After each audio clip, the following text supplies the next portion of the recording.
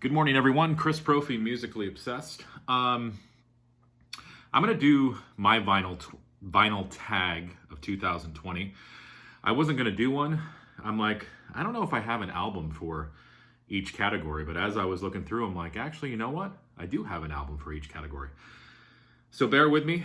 I'm going to do my vinyl tag. Here we go. So, the best finds of 2019.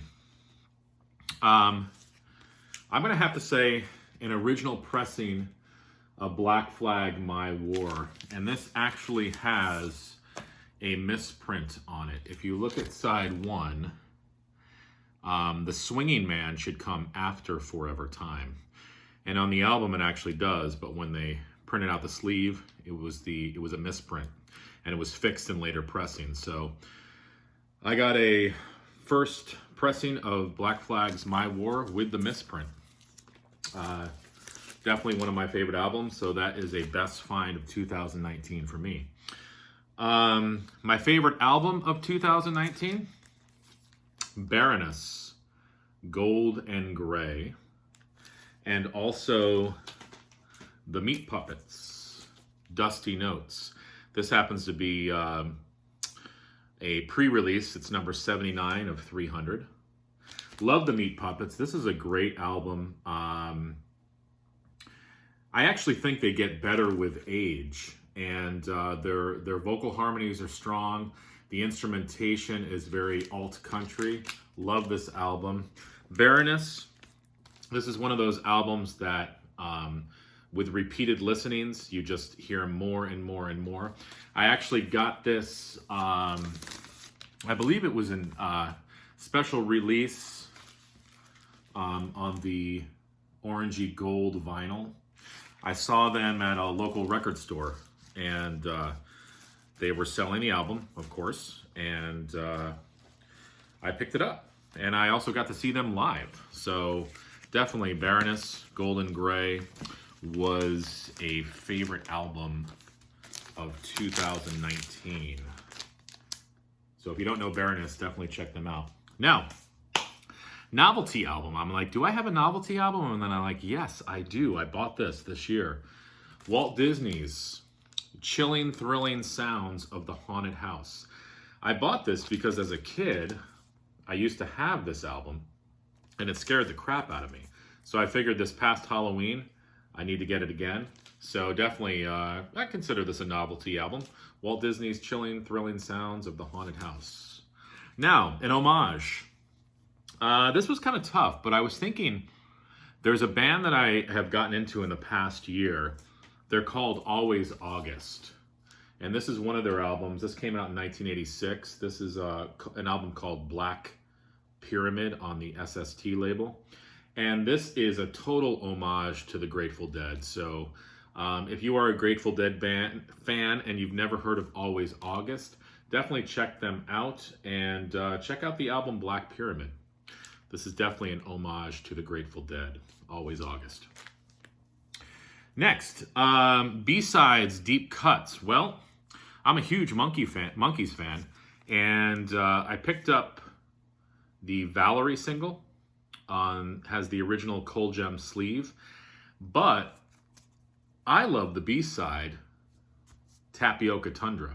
It's a Mike Nesmith song. I've always loved that song, and that's, definitely a deep cut by the Monkees. Not a lot of Monkees fans, excuse me, unless they're a hardcore Monkees fan, know the song Tapioca Tundra. Something funky.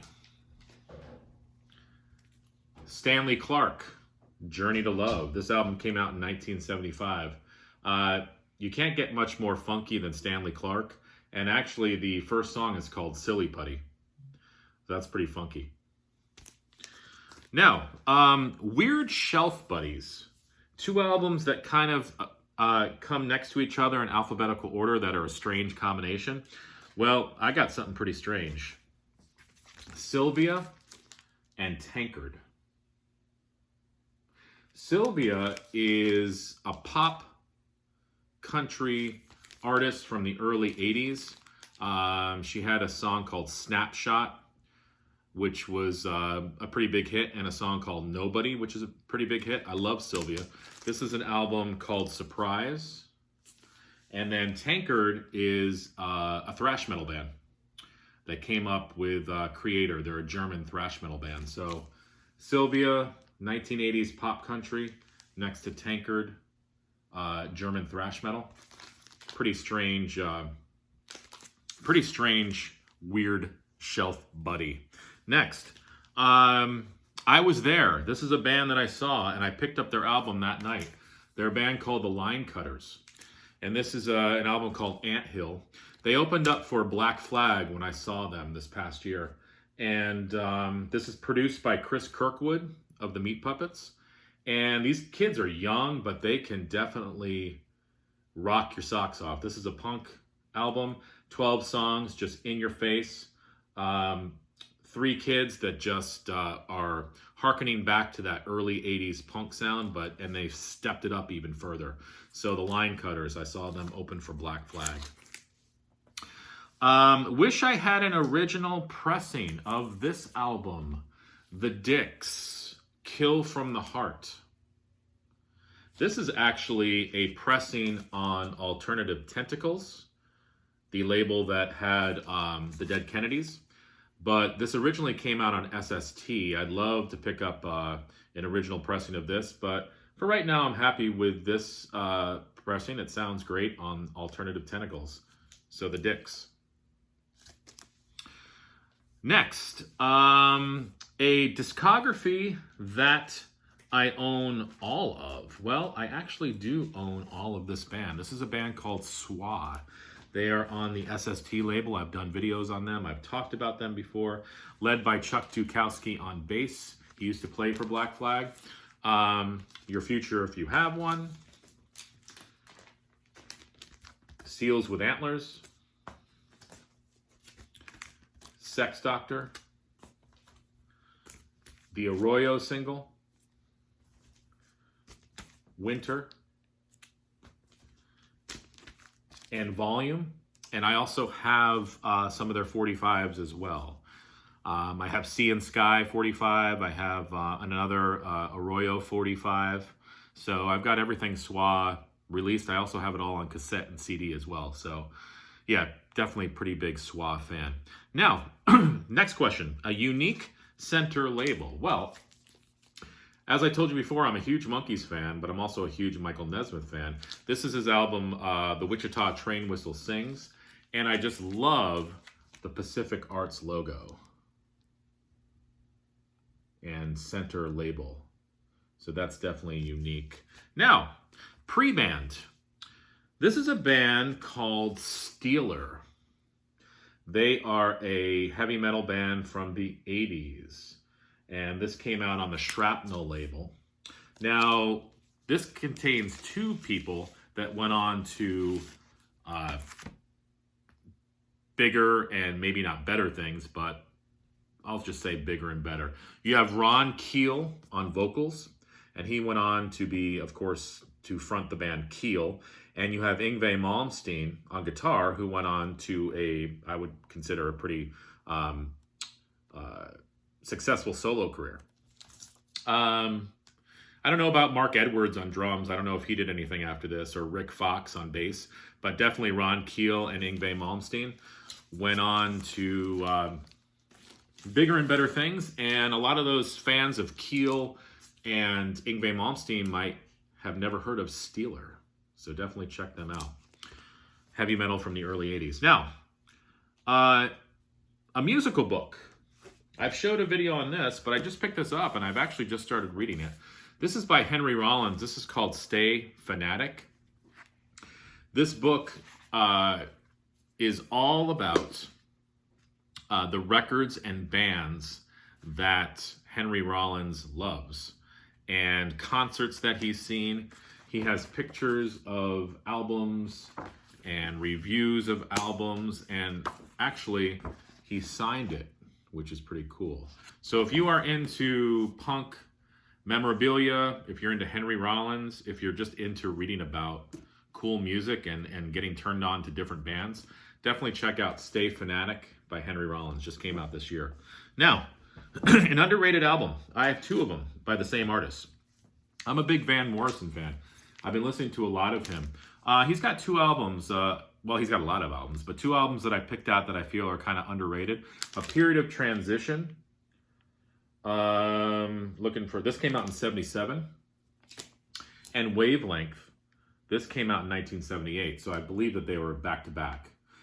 Great albums. You know, do they contain Brown Eyed Girl? No, but they are great, great albums. Great bands that he was playing with. The songs are well written.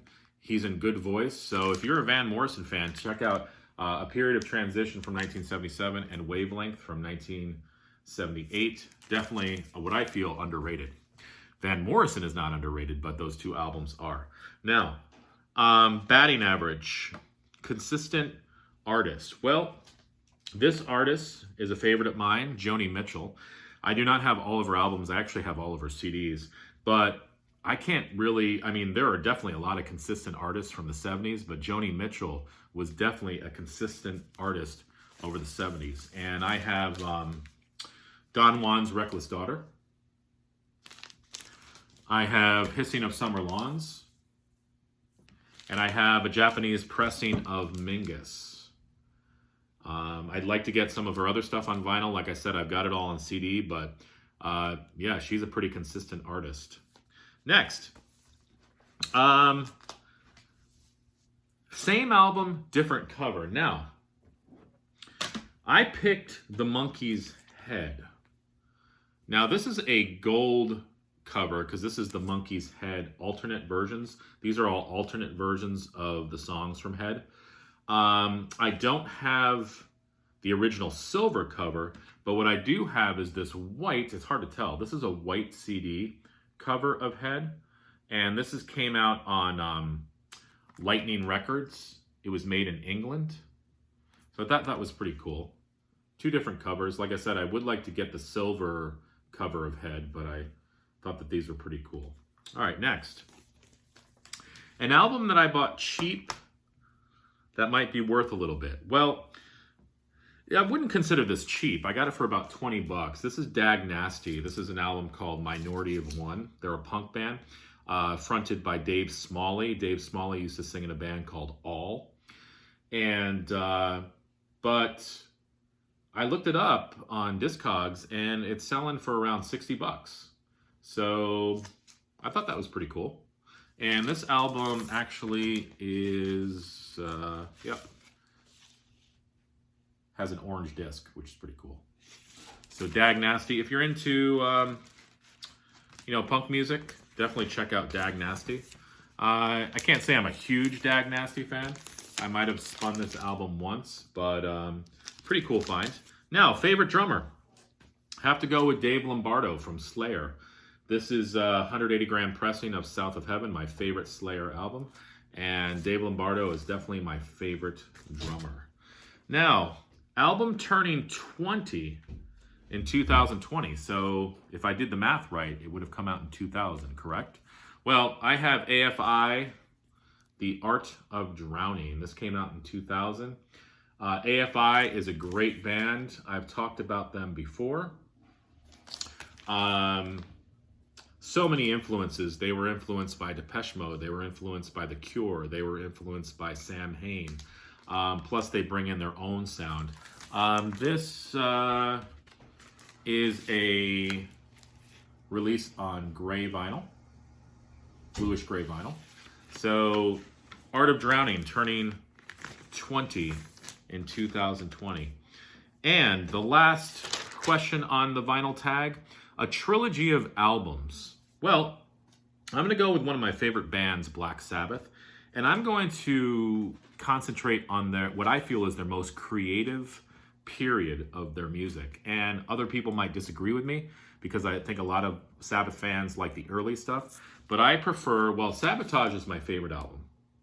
I feel like this is when they really started to experiment with their sound. This is a pressing, this is a 1980 pressing, UK pressing on the NEMS label. And right after Sabotage came the album Technical Ecstasy. This is an original pressing on the Warner Brothers label.